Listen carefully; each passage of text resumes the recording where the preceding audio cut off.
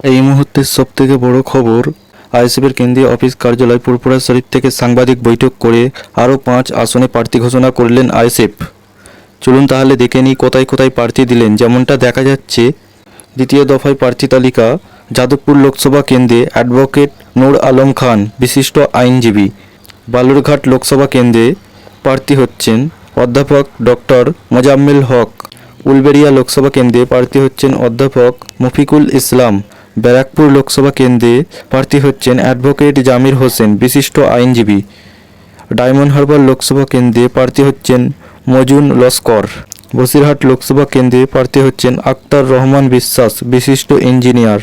উপনির্বাচন ভগবানগোলা বিধানসভা কেন্দ্রে প্রার্থী হচ্ছেন মোহাম্মদ মুর্শিদুল আলম, বিশিষ্ট শিক্ষক। আজকে এই পর্যন্তই।